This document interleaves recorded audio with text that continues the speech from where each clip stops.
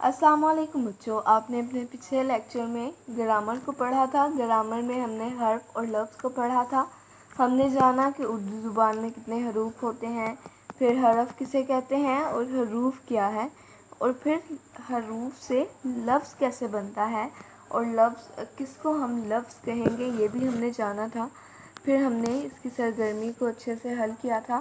امید ہے آپ نے تمام حرف اور لفظ کے تمام سبق کو اچھے سے یاد کیا ہوگا۔ آج ہم اپنا اگلا لیکچر پڑھیں گے۔ آج کا ہمارا لیکچر ہے بہت ہی انٹرسٹنگ دن پر یوم آزادی۔ یوم کا کیا مطلب ہے؟ دن۔ آزادی یعنی آزادی کا دن۔ تو ہمارا جو یوم آزادی ہے 14 اگست، وہ ہم کیسے مناتے ہیں اور ہمیں پاکستان کیسے حاصل ہوا، آج ہم یہ پڑھیں گے۔ تو آج سب سے پہلے مشکل الفاظ اور ان کے معنی دیکھ لیتے ہیں، پھر ہم بعد میں پڑھنا شروع کریں گے۔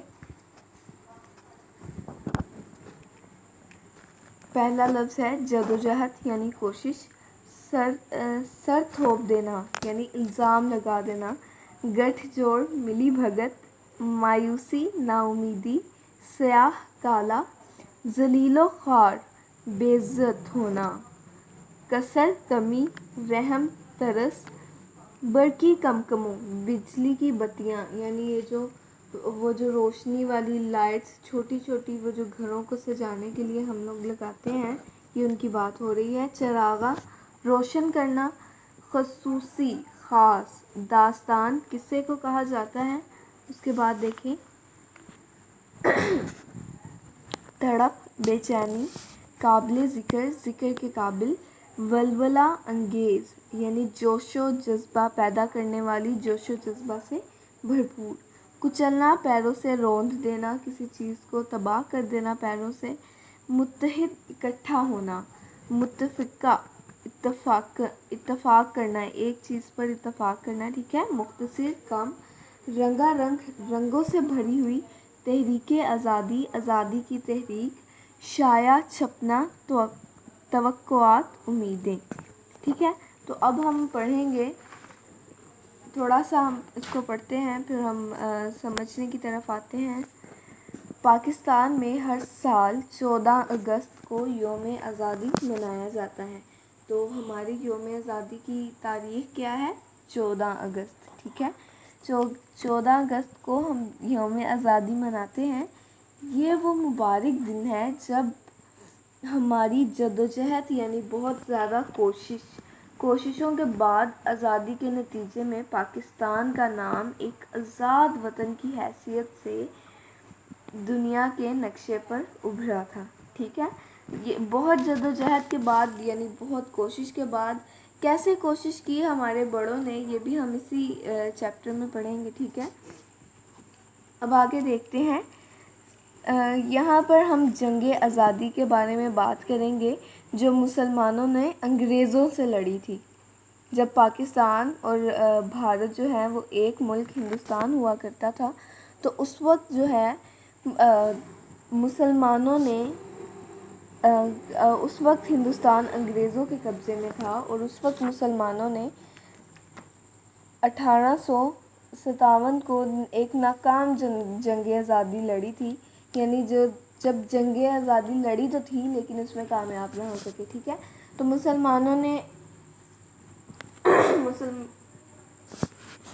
مسلمان جو ہے وہ انگریزوں کے ظلم و ستم کا شکار ہو گئے تھے، ٹھیک ہے۔ اس کے بعد کیونکہ انگریزوں کو لگا کہ مسلمان ہی وہ قوم ہے، حالانکہ اس جنگ میں ہمارے ساتھ ہندو بھی موجود تھے، لیکن انہیں لگا کہ مسلمان ہی وہ قوم ہے جنہوں نے جنگ لڑنے کی ٹھان لی تھی، تو اسی لیے وہ مسلمانوں کو ظلم و ستم کا نشانہ بنانے لگے، اور انگریزوں نے اس جنگ کی ساری ذمہ داری مسلمانوں کے سر پر تھوپ دی، یعنی مسلمانوں کے سر پر الزام لگا دیا، اور ہندو جو ہیں وہ بری الزمہ ہو گئے، بالکل ایسے ہی ہو گئے جیسے انہوں نے جنگ آزادی میں حصہ ہی نہیں لیا تھا۔ ہندوؤں نے انگریزوں سے گٹھ جوڑ کر لیا، یعنی دونوں نے پلان کر لیا، پلان کے تحت انہوں نے مسلمانوں کو دبا لیا، اور مسلمانوں کے لیے یہ ایک تاریک دور تھا۔ اس زمانے میں جو سرکاری نوکریاں تھیں وہ ہندوؤں کو دی جاتی تھیں، مسلمانوں کے لیے کچھ بھی نہیں تھا، نہ کوئی اچھا روزگار کمانے کا موقع تھا، اور نہ ہی کچھ مسلمانوں پر بہت ظلم و ستم کیا جاتا تھا. انہیں بالکل بھی ان کے مذہبی جو کہہ لو کہ مذہبی رسومات ادا کرنے کی اجازت نہیں تھی. ہر طرف مایوسی مایوسی تھی، ناکامی تھی، نا امیدی تھی کہ غلامی کی اس سیاہ دور میں مسلمانوں کو معاشرتی اور معاشی طور پر بری طرح کچل دیا گیا تھا. اس قوم کے ذلیل و خوار ہونے میں یعنی بے عزت ہونے میں کوئی کمی نہیں رہی تھی، بہت زیادہ بے عزت ہو گئے تھے. اب پھر کیا ہوا کہ مسلمان انہی دور سے گزر رہا تھا کہ آخر کار اللہ تعالیٰ کو مسلمانوں کی حالت پر رحم آیا اور مسلمانوں نے اپنے آپ کو سدھارنے کی کوشش کی. ٹھیک ہے، تو پھر اللہ تعالیٰ کے فضل و کرم سے مسلمان جو ہیں وہ ایک قوم بن گئے، اور انہیں ایک ایسے رہنما مل گئے جن میں سر سید احمد خان، مجدد الف ثانی، عبدالحلیم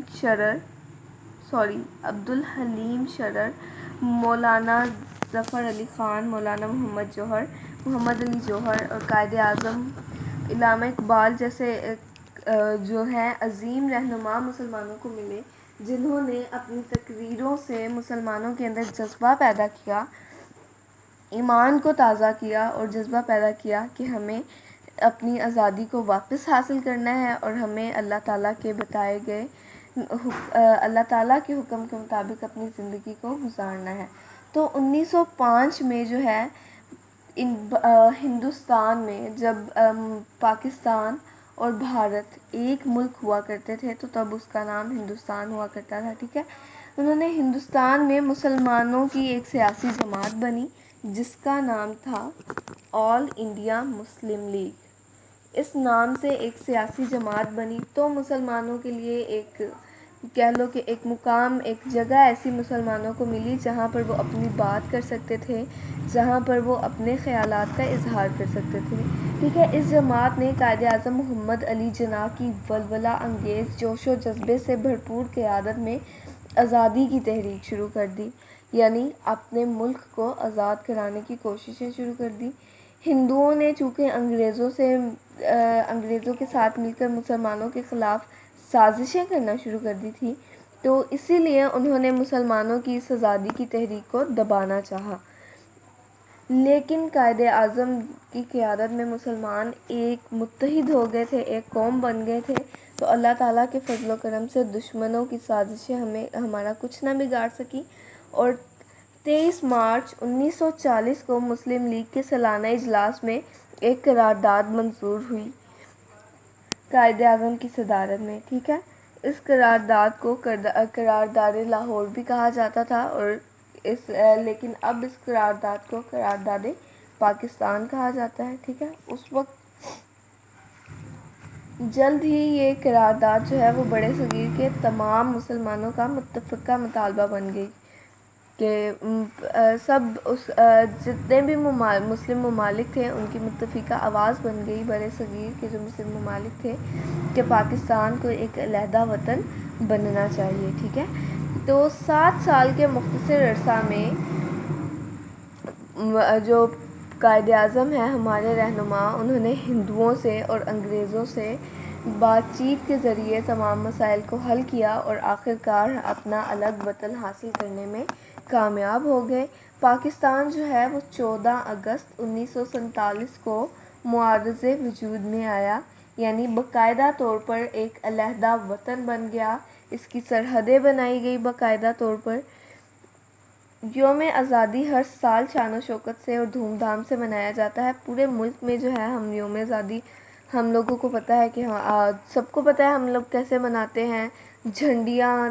جھنڈیوں سے اپنے گھروں کو سجاتے ہیں، گلیوں کو سجاتے ہیں، محلوں کو سجاتے ہیں، اور پورے ملک میں عید کا سماں ہوتا ہے. ہم روشنیاں جگہ جگہ لگاتے ہیں، اپنے گھروں کو بجلی کے چھوٹے چھوٹے وہ بلبوں سے سجاتے ہیں.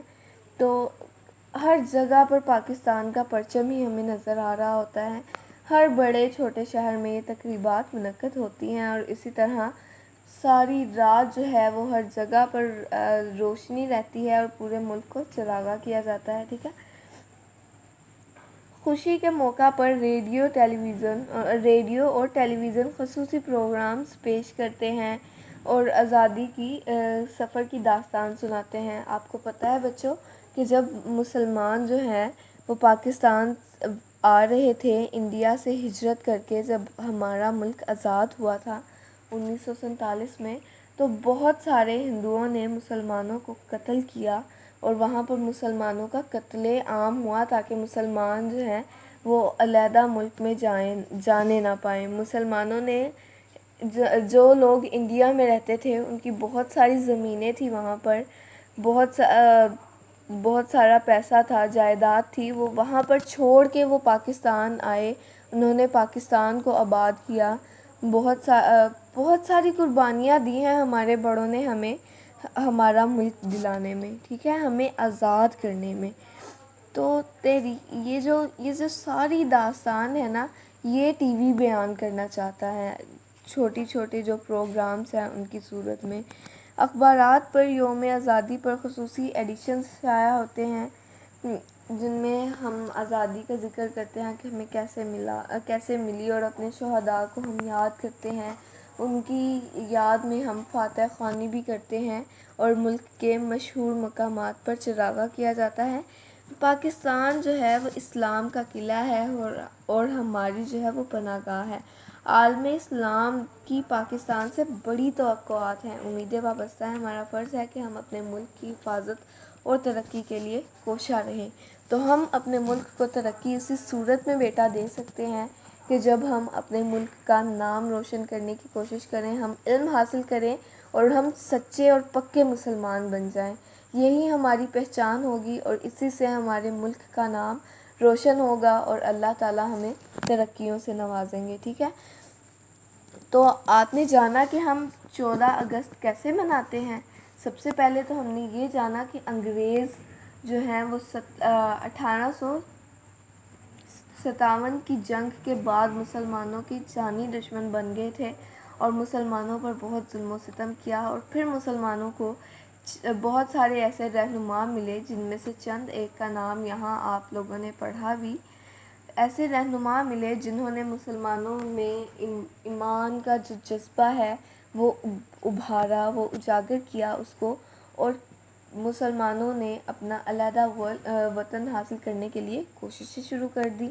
پھر 1905 میں جو ہے وہ آل انڈیا مسلم لیگ بنی، پھر اس میں مسلمانوں کی قیادت قائد اعظم محمد علی جناح نے کی، اور اس کے بعد 1940 میں پاکستان قرارداد پاکستان پیش کی گئی جو کہ منظور ہوئی، لیکن 7 سال کے بعد ہمیں ہمارا وطن پاکستان مل گیا۔ اور یاد رکھیے گا، ہمیشہ یاد رکھیے گا اپنے بڑوں کی ان قربانیوں کو جو انہوں نے دی، چاہے اپنی جان کی ہو یا چاہے اپنی مال کی ہو، ان کی قربانیاں ہمارے لیے بہت عظیم ہیں، انہی کی وجہ سے ہم ایک آزاد فضا میں سانس لینے کے قابل ہیں۔ ٹھیک ہے بیٹا، آج کے لیے ہم اتنا ہی پڑھیں گے، باقی کا ہم انشاءاللہ اپنے اگلے لیکچر میں پڑھیں گے۔ اللہ حافظ۔